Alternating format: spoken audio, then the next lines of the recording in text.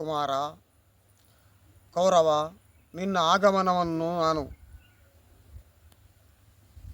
ಅನಿರೀಕ್ಷಿತವಾಗಿ ಕಾಣುತ್ತಾ ಇದ್ದೇನೆ.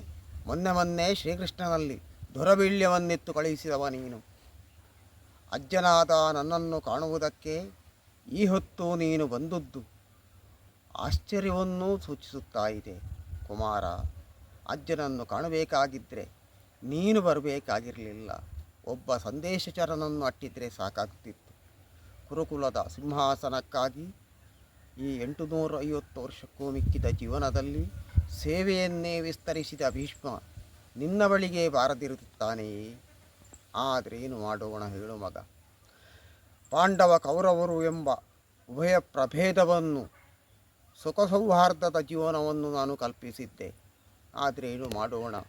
ಕೌರವರು ಪಾಂಡವರಾದ ನಿಮ್ಮನ್ನು ಉಭಯ ತೊಡೆಯಲ್ಲಿರಿಸಿ ಲಾಲಿಸಿ ಪಾಲಿಸಿದವ ನಾನು. ಹುಟ್ಟುತ್ತಲೇ ಸಹೋದರರು, ಬೆಳೆಯುತ್ತಲೇ ದಾಯವಾದಿಗಳು ನಿಮ್ಮ ಪಾಲಿಗೆ ಸತ್ಯವಾಯಿತು ಮಕ್ಕಳೇ. ಕೌರವ, ಕುರುಕುಲವೆಂಬಂತಹ ಮಹಾಸಾಗರಕ್ಕೆ ತಿಲಕಪ್ರಾಯನಾಗಿ ರಾರಾಜಿಸಬೇಕಾಗಿದ್ದ ನೀನು ಅದಕ್ಕೆ ಅಪವಾದವನ್ನು ತಂದೆಯಲ್ಲ ಮಗನೇ. ಕುರುಕುಲವೆಂಬಂತಹ ಆಕಾಶಕ್ಕೆ ಕಪ್ಪು ಚುಕ್ಕಿದ್ದಾಗೆ ನಿನ್ನ ಜೀವನ ಆಯಿತಲ್ಲವಿ. ಕೌರವ, ದುರದಲ್ಲದೆ ಸಂಧಾನದಲ್ಲಿ ಪಾಂಡವರಿಗೆ ರಾಜ್ಯವನ್ನು ಕೊಡುವುದಿಲ್ಲ ಅಂತ ಅಂದವನೇ. ಮಗನೇ, ಆಲೋಚನೆ ಮಾಡು.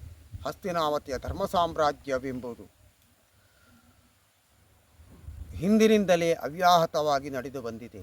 ಕುರುಚಕ್ರವರ್ತಿಯಿಂದ ತೊಡಗಿ ಎಲ್ಲರೂ ಕೌರವರೇ ಹೌದು, ಪುರುವಿನಿಂದ ಪೌರವರೂ ಹೌದು.